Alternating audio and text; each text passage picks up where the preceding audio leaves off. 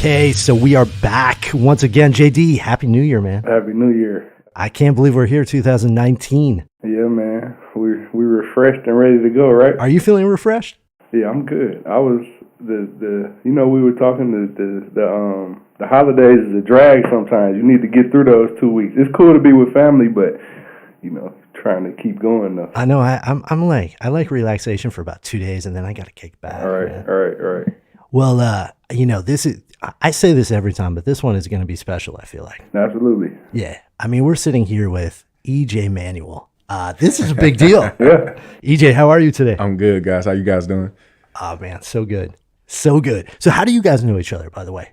Mutual friends. Yeah. One of my best friends from college named Manuel Evans played football at Michigan while I was playing basketball there. Him and EJ. You guys grew up together? Yeah, basically, Morel's from Richmond and I'm from Virginia Beach. So I think Morel's a year older than me. We both played football. He was Virginia State Player of the Year. So naturally, we just knew who each other were. And it's funny, I hadn't seen Rail in a while, and I saw him. I was living in New York City during the off season, and I was hooping at this gym. And I heard somebody call out like 757, which is where I'm from. That's our area code. And I looked up and it was Morel. And so since then we've been, pretty much rekindled that friendship and been tight ever since. I feel like Virginia, like everywhere's tight, but like you guys are really tight. Yeah, definitely. We're proud of where we come from, man, because big states like California and Florida and Michigan and Texas, they all get the love as far as when it comes to athletes, but I think we kind of get slept on, and really it's just this little small 7 cities of where we come from as far as where like we think a lot of the athletes come from. What's the secret, like if you know this about Virginia, like what is that secret thing? Like what makes you win? You know what? The competition level is very high at a very young age. So I would say, I can remember playing Tyrod Taylor in football and basketball. When I might have been in like the 5th grade, Ty might have been in the 6th. I can remember playing Percy in the city championship, Percy Harvin, that is. When I was also in the 5th grade, Percy might have been like a year or two older than me. So, we all grew up playing against each other. And I think that bar was set as a young kid. And I think it really kind of changed our mentalities and just carried on as we got into the higher levels. I can back that statement up. Getting to know a lot of the Virginia guys through Manuel and Andre Branch. Yeah, I was just about to say Andre Branch is another part of our crew that we're really tight with. Everybody from that state, highly competitive and highly confident. Exactly. You already know. So did you know back in 5th grade, you're like, man, I think I might see this guy in the NFL again? Yeah, well, I think we knew we would see. I think back then in 5th grade, you looking at it like, I might see him at the high school state championship. You know what I mean? You only think of so far as a kid, but once we get into the higher levels, then we start seeing each other at camps, Nike camps, combines, things like that. I remember I went to UVA camp. Russell Wilson is also from that area. He's from Richmond. So, I remember seeing him at a camp. I was 9. Russ might have been 11. You know what I mean? We're just going at it as kids. And so you just continue to grow. Mike Glennon, another guy. So it's tons of athletes from there, man. Did you ever battle Russell Wilson on the NFL field? Did you guys ever have a game? We played them twice. I didn't start the first one, and then we played them in the preseason. I don't even think Russ played in the preseason, but I had one of my better preseason games against Seattle this past summer, actually. So I haven't gone against him head-to-head, but he's a great competitor. I actually worked out with him at UCLA last offseason and got a chance to talk to him, see how he is on the field, see how he talks to his teammates and things. It was really good for me. Is the NFL similar to the NBA in that it seems like guys are friends now? Are you like friends with everybody? You know what? I think the NFL, you still have some enemies. I like it. You still got some enemies. I think, obviously it's a clashing sport. Guys are banging each other and hitting each other. So naturally you're going to have, a little beef on the field. Now, obviously off the field, it's all love. There's a bunch of guys you play with growing up, play with them in college, things like that. But there's definitely still some rivalries, naturally between certain cities. You know what I mean? Like Buffalo, we hated the Dolphins, we hated the Patriots. You know what I mean? So it didn't matter if I had a friend that played for the Pats, I still was not going to root for him. You know what I mean? Just like at the Raiders, we hated the Chiefs, we hated the Broncos. So it was the same thing. So when you're in a new city, like you went to Oakland or when you were with Buffalo, do you just instantly hate the other city? Yeah, it's funny, man. Is it just it just turns on? It really turned on when I got to Florida State. And I experienced my first University of Miami, Florida State rivalry game. And that was where it really sat in. I'm sure you could say the same, Michigan versus Michigan State or whoever, any type of those Michigan, Ohio States and things like that. So, I think for me, it was more, I was more proud to be a part of the rivalry. You know what I mean? I was proud to say like, nah, I haven't lost to, Miami, or I haven't lost to Clemson as a starter. You know what I mean? That's something I could tell my grandkids 20 years from now, you know what I mean? And be truly proud of that. What you think of that win last night? Great win. I will be honest, I did pick Alabama to win it, just because they have such a, Nick Saban does such a great job recruiting every year. But, got to take your hat off to Clemson, fellow ACC school. So I'm extremely proud of what they did and representing for our, for my old conference. And, Dabo Swinney is one of the best coaches in the, in the NCAA. So got a great young quarterback, Trevor Lawrence. So imagine him in 2 years. That dude played amazing last night. So, and then some of those receivers, talk about some of those catches they made. You know what I mean? So Clemson definitely earned it last night. Played well on defense. I think they threw some things at Tua that he wasn't ready for, that he hadn't seen all season. And so they earned it. Yeah, man, they earned it. Cool. So EJ, how are you in LA right now? I meant to ask you this before you sat down, actually. So I came here last offseason. Obviously, my last year was with Oakland Raiders. And so it was, a hop and a skip to come down to LA and spend a few months training and things, and fell in love with the weather, fell in love just with the entire scene out here. Bought a place last summer.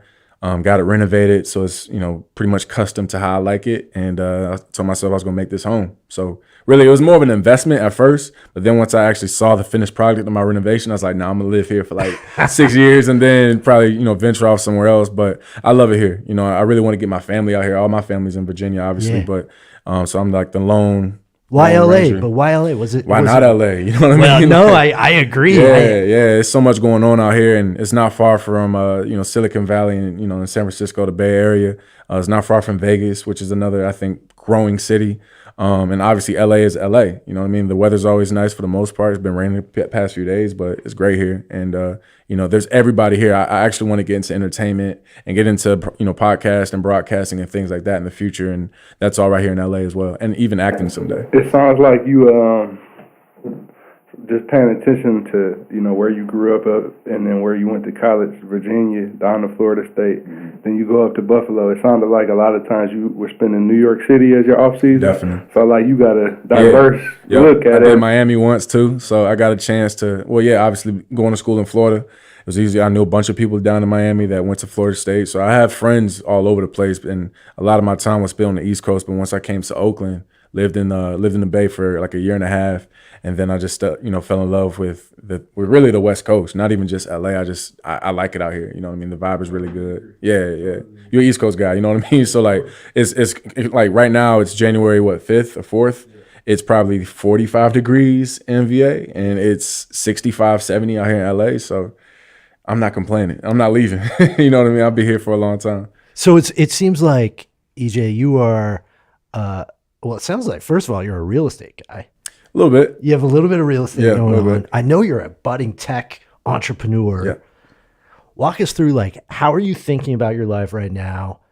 It's off season, so you definitely have football stuff on your mind, right? So let's hear about that. But I want to hear what you have going on, how you think about your career and what's next. Yeah. What's going on? Yeah, well, my career right now, obviously I didn't play this past season. I got released in early September. So that's a story in itself. But I think the biggest thing I learned from not playing this season, because obviously every September, October, November, December, I've always been playing football, even back to when I was 5 years old. So really this was the first fall I really had a chance to reflect and, find new hobbies. And so one of the bigger things is, I would say getting into investing. Obviously I got my house. I have a very good financial team, Lifeline Financial Group, headed by Humble Lukanga. He's out here in LA as well, in Beverly Hills. And so, those guys aligned me with people like JB Fitzgerald, who is my talent agent. So I did a meeting with United Talent Agency out here in LA, and they allowed me, or actually introduced me to ESPN, people at ESPN to do broadcasting, maybe like the ACC network. And then also people at Fox Sports. And so I've done like 3 or 4 shows, done The Herd, I've done Speak for Yourself on Fox. I'm actually doing it again on Thursday. So I eventually want to get into broadcasting. I still want to play football because I'm still young, I'm still in shape. I know I can still play, and I know I can help a team right now. But it's just a matter of if that happens or not. But for me, I'm looking at my life as like, hey, football is not the only thing I can do. That's not the only thing I'm passionate about, or not the only thing I'm good at. I know I can do other things. And so that's also why I'm glad to be here in LA, because all that other stuff is local. And so, like I said, the next move for me is probably to either get into broadcasting. Obviously, you know, investing and all that kind of stuff, you can do that. You know, now with technology, you can do that on the couch, you know what I mean? But, you know, I still like to get up and get my day started, whether it's a workout or whether it's some type of errand or something like that to better myself, really. So, you know, I'm excited, honestly. If I don't continue to play, I think the outlook for my life is still very up and up. And I think I'm only going to continue to learn new things. Yeah, it sounds like you're at an amazing point in your career right now where, you know, I still look at you and it sounds like you're still very much a football player, right? You are a football player, but you also have all of these other things you're pursuing that are out there for you. And it sounds like you're now taking the steps to get better at them and to prepare. Yeah. I didn't think it would be this soon. That's the funny part about football for me is when I got released, I was going into my 6th year. And literally when I got the call that I was being released, it was almost what really? Like, you know what I mean? And not to say that in an arrogant way, I just felt like I had earned enough. I had done enough in the preseason to earn a spot on that team. And just so happened Coach Gruden wanted EJ McCarron, and so they made the move, and I was let go. Did he tell you himself? No. Oh man. He didn't. Cool. He didn't. He didn't. But it's the nature of the business. You know what I mean? It was actually the GM who told me, Reggie McKenzie. You know, he sat down and told me what was going on. So, you know, again, it's business. So I didn't take any of it personal. I have nothing against Coach Gruden. He, you know, the time that I did have with him was great. You know, he was a great teacher, you know, and it is what it is. So I'll just continue to move on with my career. Yeah. So when that happens, what goes through your head? Do you instantly think about new football options? Or are you like, wait a minute? Yeah. Like, how long does that take? Yeah, you know, because we have people listening out there that I think are in this situation as well, whether they're a football player or somewhere else. Or some other type of business. Yeah, when you're let go or fired. And again, it was my first experience of it, you know, so it was definitely, I'd say, an hour or two of like, whoa, you know what I mean? I just kind of really had to take it in. And then the next step was planning what was next. And so at that moment, I didn't have my home. I had a home, but my place was being renovated. So I didn't have a place to stay at the time, which is crazy. So I had to figure out an Airbnb situation. I had to figure out where I wanted to train. I had to figure out, you know, how I was going to get there. All my stuff was still in Oakland. So I had to go home and pack up and then literally leave. And so it was a lot. It was a lot. And obviously I have a great supporting, you know, cast with my family and my loved ones. But so I wasn't necessarily by myself. I was, but, you know, I guess mentally, and I had the support of my family. So I definitely had that bonus. But yeah, it's a shock.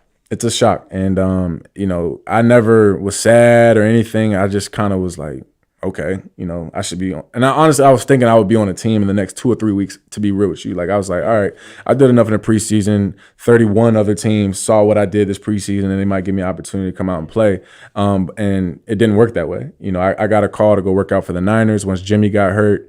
And then I went and worked out for the Redskins once Alex got hurt. And both teams kept guys that they had coached in years past. So I learned also, like, it's not necessarily about who's the better talent or who's the best player. It's truly about who you know. And I think that's the biggest thing that I've learned I would say in 2018. And not to say you need to mooch off of people or try to be friends with people just, you know, for your own benefit, but really just never burn a bridge. You know what I mean? Because it might be that moment where, you know, a guy that I played with in my first or second year, he ends up getting a head coaching job or OC job, and he brings me along to come and teach his, you know, new rookie or whatever. And I have a job for the next 3 or 4 years, and I can finish my career. So I just say that's probably the biggest thing I learned. Don't ever burn a bridge. And I'm very proud to say that I never have. And, you know, I've always been respectful of people I've been around, people I've met, you know, so I know eventually the ball's going to continue to roll my way. I feel like that's a childhood lesson we learned. Yeah. Like, be nice to the nerd in school.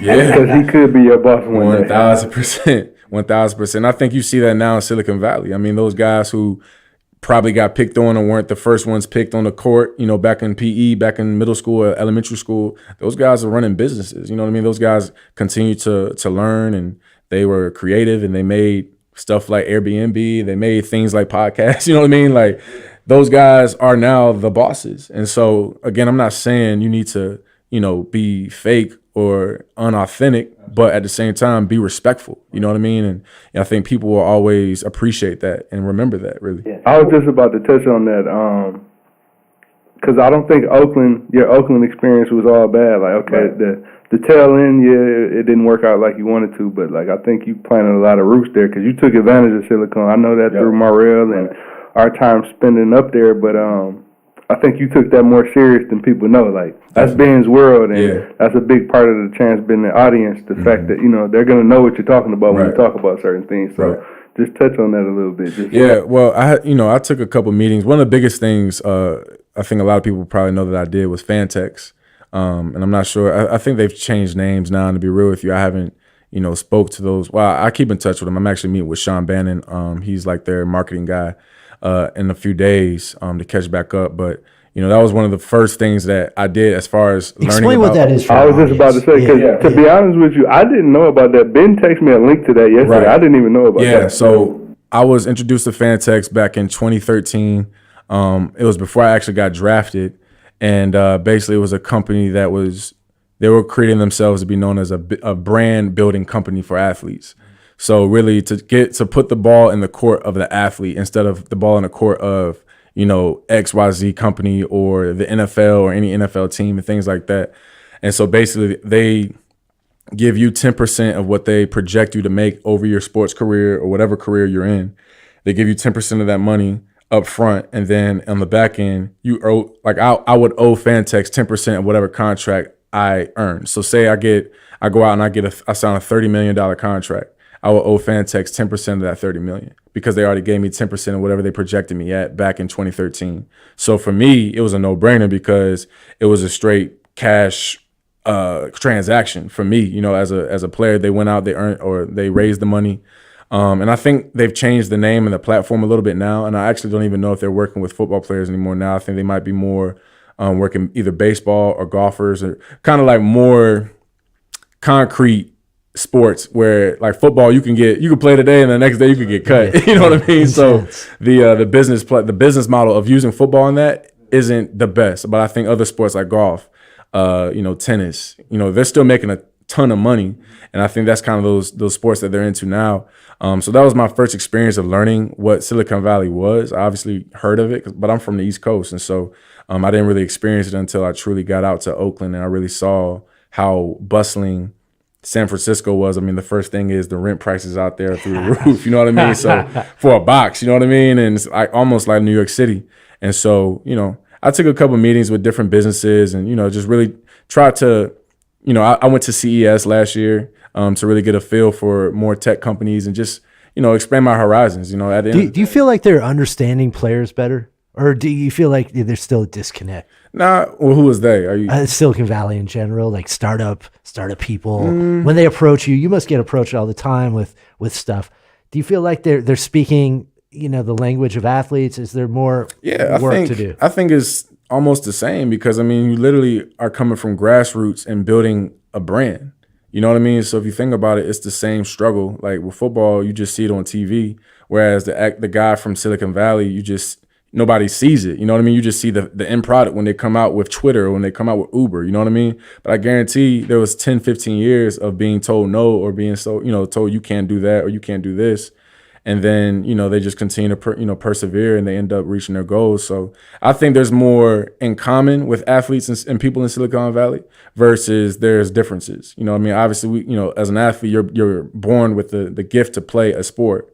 But at the same time, we don't have that gift of creativity that, someone in Silicon Valley, like I would have never thought of Airbnb, for example. Yeah. You know what I mean? I don't know the founders or anything like that. I actually heard a podcast from those guys. I can't remember their names, but, they told some stories where I'm like, man, I could relate to that. You know what I mean? Like I've gone through the same thing, but just in a different way or in a different lane, I guess.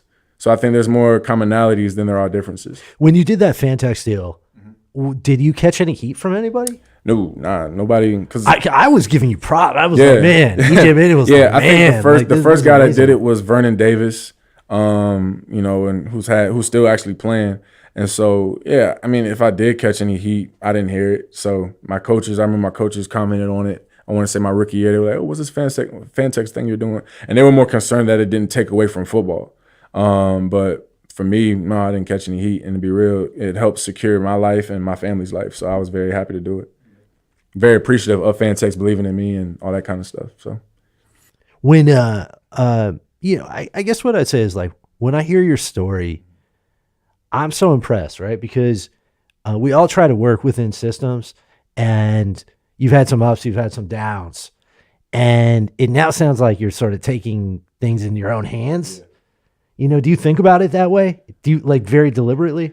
yeah, I think the best thing, or the thing I'm most proud of, like today, is that I'm not quitting. You know what I mean? Like I think even really since I got drafted, I feel like there was a certain like I don't know, narrative that, this guy can't play or this guy can't do this. And I was just like, how and why? You know what I mean? Like my career at Florida State was great. You know what I mean? And I hope, pretty much turn that program around, or I was one of the pieces that helped do that. And so for me, You won more than anybody at Florida State. right. You know what I mean? I think if anybody's ahead of me, it might be Jameis, who ended up being the number one pick in the draft, a few years after me. So, a lot of it is noise, and a lot of it is people who don't know me or people that really don't play anything and they just have an opinion. So, I used to pay attention to the heat or negativity when I was younger. I think that's another thing that I learned from is you can't get anywhere in life if you're going to listen to other people's opinions.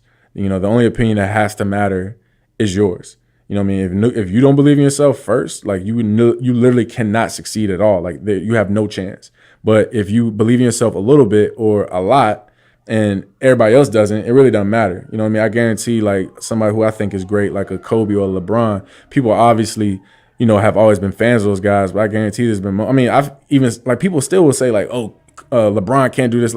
Yes, he can. Like, he's done it time and time again. You know what I mean? Like, how much does a guy have to do to prove to you that he is one of the greatest? And so I guess for me, I look at it like, if they can criticize someone who I consider one of the best, who am I to think that they wouldn't criticize myself? So I think you just have to take it with a grain of salt and, just keep fighting. And I think in my current situation now, I think most fans or people who would have an opinion are probably scratching their head just like I am. Like, how did EJ not play this year? You know what I mean? I think more people are probably seeing it as like, okay, this guy did this in the preseason.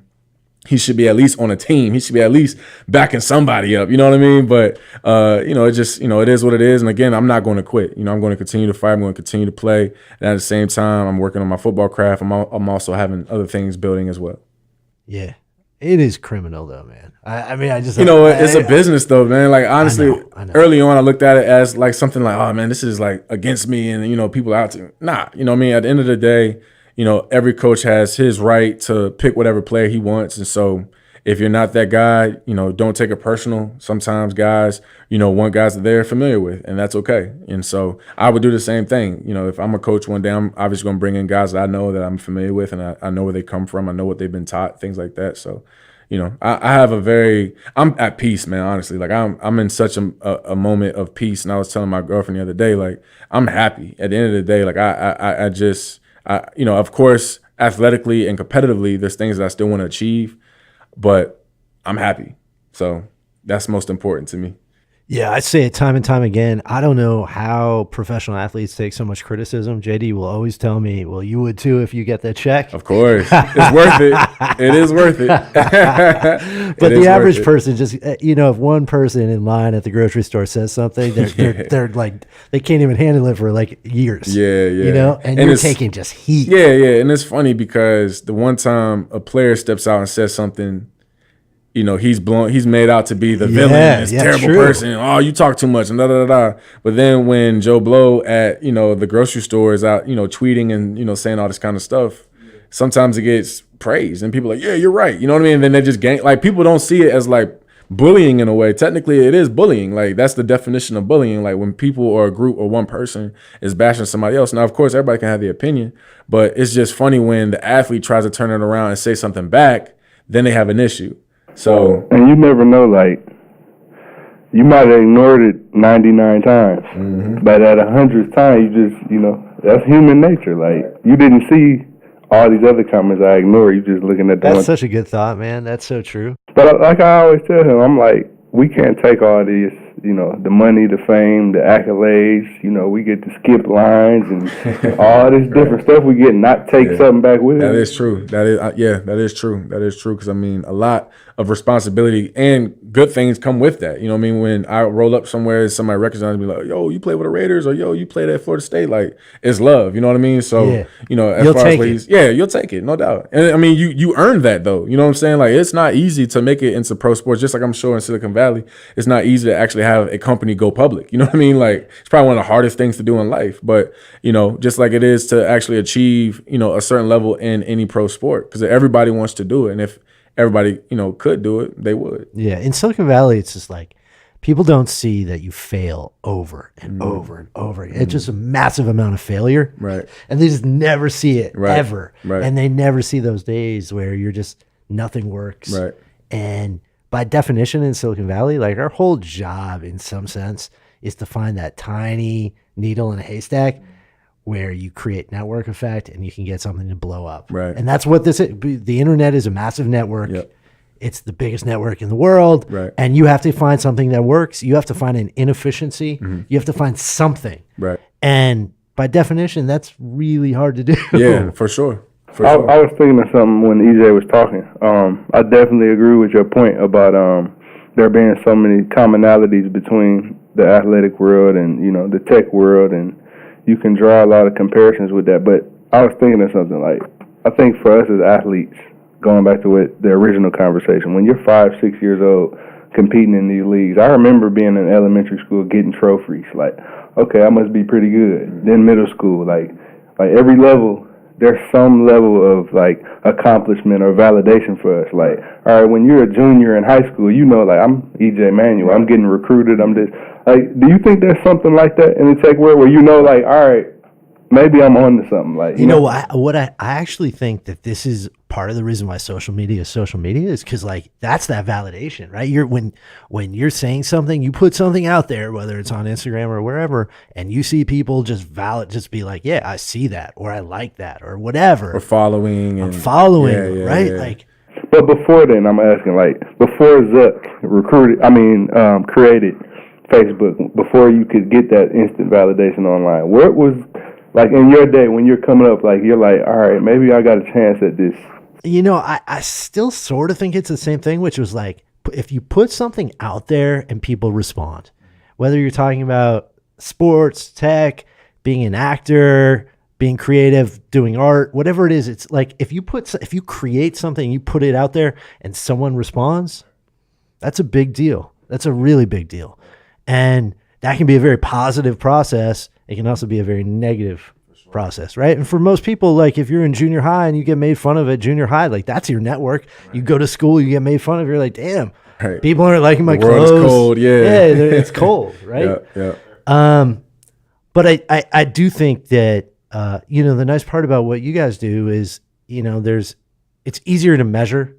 Right, like, that's the great part. Because it's like wins and losses and stats. You can actually measure it. Yeah, that's true. Yeah, that's one of the first things your dad ever said to me. Actually, your dad was like, "Look, in basketball, it's different than your world. Like, we know very clearly. We can just say, yeah, that, you know what, Lonzo Ball didn't score enough points. You know, his rookie year. Mm-hmm. Like, it's really crystal clear." What was your game in high school where you, like? Because I had a few games in high school. I hit like 9 or 10 threes. I'm like, all right, I must be good at shooting. I kind of knew. Yeah, man. I think even before high school started. So my grandfather was an assistant coach at my high school. The high school I ended up going to, and it was out of district. So, you know, I didn't know a lot of those guys from middle school and even playing like in the rec leagues and stuff growing up. And so, Bayside High School is where I went, and. You know, I remember my granddad taking me there during the summer to work out with the guys. I'm like 13, 12, like, you know, learning from Coach Moore, my high school coach. And, you know, just getting, you know, reps, throwing with those guys. And then I just remember throwing. And some of the guys started taking notice, like, man, what grade is this dude in? I remember, like, I'm like a rising 8th grader, you know what I mean? And then I kind of started, like, earning some of their respect. And guys, you know, would give me pointers. And, you know, guys who now are still, you know, some of my best friends, Brad Holloman, Marquel Thomas, you know, both my good friends from back home. And so I think that's kind of when I knew. So even really before I started playing in high school, I already knew like, all right, I got a shot to like come in and be like a freshman, like starting on varsity. You know what I mean? That's a big deal when you're 12, 13 years old. You know what I mean? That's huge. You know what I'm saying? So obviously once I got to high school, I did earn that, got the job and played. And we weren't very good. And really until my junior years when we really turned it around. I think my junior year we were like 9-3, and my senior year we were like 10 and something or something like that, 10-2. But yeah, it was that was the validation for me. So it was more the respect of my peers back then. Not necessarily like the wins and losses because we weren't competing yet, but I think it was more so just guys like, all right. And again, like I went to a predominantly black school too, you know what I mean? So guys weren't just quick to be like, yo, what's like, nah, it kind of like you had to earn your stripes. The people didn't know who you were, like you just kind of had to show them that you could ball, whether it was basketball, football, whatever. And then obviously once they saw you could get down with everybody else, I mean, then it was like, all right, you cool, you know what I mean? You good. And so that's what it was for me. I 100% agree. Yeah. I could draw on that. Like, you know, Virginia is competitive, but you could only imagine how competitive Detroit is. Right. I obviously had a target on my back, of course. So I can probably going at you. Yeah, but I can relate to what you're saying because, like, yeah, they would go at me, but after a while, my peers would be like, "Man, you can shoot," or exactly. Like, that's what makes you feel. I think I can remember, man, like, and this is probably very elementary, but I'll explain what I'm trying to say. Is like I remember you just had to show that you were tough. You know what I'm saying? Like I think a lot of times, you know, guys, I remember coming in and you know you just had to prove that you weren't soft. And what I mean by soft is like you know. If you lost, you will be crying. You know what I mean? Just a little, you know, everybody knows what soft means. And so I think once you showed that you know you had some stuff to you, you know, that's kind of where I feel like you earn your you know, I ain't gonna say street cred, but just you know, you earned your credibility. You know what I mean, amongst your teammates and amongst your boys. And I mean, guys knew that they could go to war with you. I'll put it like that. Guys knew that they could go out in the game, they could rely on you. They knew that you were going to do what you needed to do, make sure you were ready to play and help the team win. Period. And that might have been a bigger high than your first NFL start. Nah.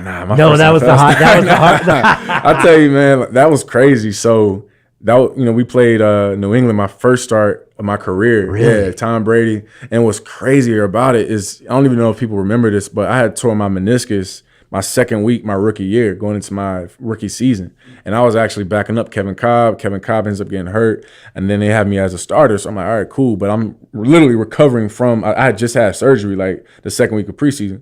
So they rushed me back. I'm getting healthy. I'm wearing a brace. I've never worn a brace in my career, but I'm playing against New England. And, you know, I guess it was that surreal moment where I just look across the field and I see Tom Brady getting ready to come out for their offense. You know what I mean? And, you know, even granted, we almost beat them as well. I think we lost by a point. You know, we didn't get a first down conversion on third down. We ended up punting to Tom with like a minute, 20 seconds left. The typical story. He drives him down, a couple throws to Gronk, another throw to one of the other receivers at the time, and then they kick a field goal to win it. And then I just remember coming to the middle of the field, obviously shaking Tom's hand, and him patting me on the shoulder. He's like, "Great game, EJ. You got a great, you know, you have a long career ahead of you." And just that little, you know, 6 or 7 words what he said to me at that time was like, whoa, you know what I mean? But obviously in the moment I had to act cool, like, yeah, great game, Tom. That's my, you know, that's a peer. But, you know, obviously growing up and watching him, man, and just literally every Sunday watching guys like him. And then the next week, you know, we playing Cam. The next week we playing Joe Flacco. So those types of moments is where it's like very special to me. And, you know, that's, you know, I would say as far as what you said, those were probably bigger moments than just getting some respect from my teammates in high school. Like getting respect to other great players in the NFL was probably even more so. More intense butterflies. Pre-game of Florida State, Miami, or Bills, Patriots for you in particular? Probably Florida State, Miami, man. I mean, those games, literally, I remember watching those. Ed Reed on Miami, who's a good friend, but obviously like Chris Winkie, Peter Ward, Derek Brooks. Like I'm like, man, I'm really about to step into this legacy of guys on the same field. And, you know, I love playing at Doak Campbell, which is the Florida State home field, but really playing down at Miami was always special because, for one, you're playing in Miami, which is beautiful. It's a great city. And then everybody loves the U. Like people that don't even go to Miami, the University of Miami, but they just happen to love the U because of the culture and because of really it was dope. It was cool. Like going to the U was like the cool thing. And so I would say probably more butterflies in those moments, just because I knew the magnitude of that type of win, and I also knew the magnitude if you lost. You know what I'm saying? Like if you lost to Florida or if you lost to Miami, it really didn't matter about the rest of the season. You know what I'm saying? You really wanted to win that state championship, and that's either between, well, now you got UCF who's playing well, you got USF, and so yeah, those are special moments though. And I can say I've never lost to Miami, and I've never lost to Clemson, so I'm proud of that. Yeah, That's big time. Yep. That is big. Lost to Florida once, and actually twice, but Miami and Clemson, I got those guys. Man, so all right, so let's fast forward back to today. How are you preparing for things? Like, tell us about your day. Like, what's your day like right now? Yeah, so it's very similar. Obviously, it's now considered, the regular season is over in the NFL. So obviously, I know that I won't be playing in the 2018 season. So now my focus is basically getting ready for the spring, which is free agency. So obviously, getting healthy and things like that. But I would say I start my day off at 6:30, and whether it's like simple stuff like watching the news, catching up on the day, or like eating breakfast and meditating or whatever, and then moving forward to going to working out. And I spend about 2.5 to 3 hours each day during the week, because that's my job. My job is to be healthy, be in shape, obviously study football and things like that, but I have no football to study right now. So, the main thing I try to take advantage of is making sure I'm in the best shape that I can be when I do get a chance to go play for an NFL team. He trains at our spot, Ben. Yeah, I go to Sports Rehab LA. Nice. Yep, Nice. right down the street. And so, I know Dr. Pat very well. I was actually just with him a few. Shout out to Dr. Shout out Pat. Dr. Pat. Yeah, he's a great guy, man. Get me right. And so, that was probably my main first 3 things that I do in my day. And then by that time it's, noon or 1 o'clock, get lunch, and then I'll start whatever I have going on and, the rest of the day. So actually a lot of times I try to get, some practice on broadcasting. So whether that's watching like a YouTube clip of a game, and I'll watch it and I'll just do like the play-by-play analysis. So I put it on mute, and I would just, basically talk through a game, if that makes sense. So I would just say like, hey, basically like the Kirk Herbstreits of the world, the Desmond Howards of the world, how they do it for college football. And so I'll go back and, I met a guy, Jerry Madelone, who's one of the best teachers of play-by-play or, color analysis for college football. That's NFL. so cool. What's his name again? Jerry Madelone. And, he's a consultant as well now. So people will basically, hire him to teach and to learn how to, become a better broadcaster. And so he taught me a couple techniques, and I'll just work those for, an hour or 2 hours. And I feel like if you work at something at least an hour a day, if you do that over 3, 4, 5 months, consistently, you're going to get better at whatever that is, naturally. Like that's just the law of consistency. If you work at something at least an hour a day, I feel like I'll continue to get better at it. And even though I'm not a broadcaster right now, I know someday I will be. And I feel like the time that I'm putting in right now will only help me for those times when I actually am a true broadcaster. I have to hand it to you, because I feel like so many people can't. There's so much opportunity, but if it's not right there in front of them, they can't do it. And it's hard. It's hard. It is hard. I'll be honest. It does take dedication to really tell myself to sit down and do it, because there's so many other things you could be doing out here in LA. Like the sun is shining.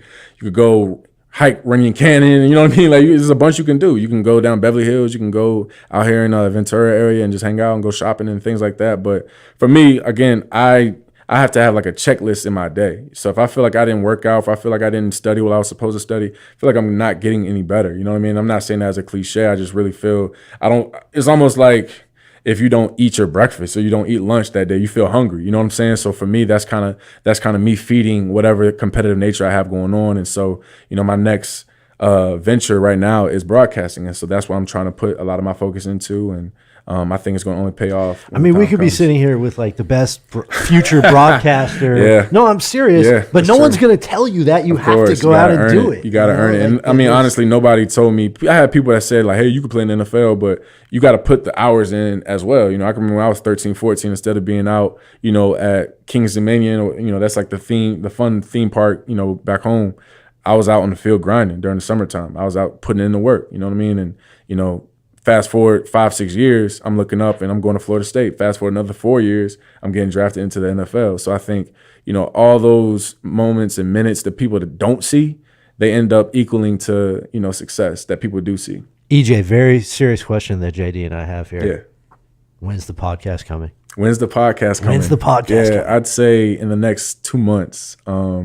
Yeah. You got a theme in mind and name in mind? Maybe you guys can help me with that, man. Because I'm pretty broad right now, and I also need to figure out my demographic as far as the people that follow me, and I'm assuming I could use my social media for that. Obviously, everyone knows me as an athlete and as a football player. That's where my following comes from. But I don't want my podcast to just be about sports. Or, I really want to, I want to interview actors, artists, or musicians, people in Silicon Valley that, have become who they are, even people who are up and coming, who have a great idea that they want to share, what they want to do with the world. Activists. I want to talk about a bunch of different topics. And a good friend of mine, Matty Hundo, is his podcast name. His podcast is called Keeping It a Hundo. Not to drop a name and all that. No, that's great. I'm you guys should check it out. Cool. Yeah, it's really good, man. And he doesn't have a huge following yet, but his content is great. And he's had a couple great people on his pod. Actually, Myron Rolle, I think you guys probably are familiar with. Myron was on his most recent, and so Matt's a good friend of mine. He's probably gonna be my co-host on the show, and so. I don't know. I think the light bulb just turned on for me. Tell me if you think this is corny. Okay.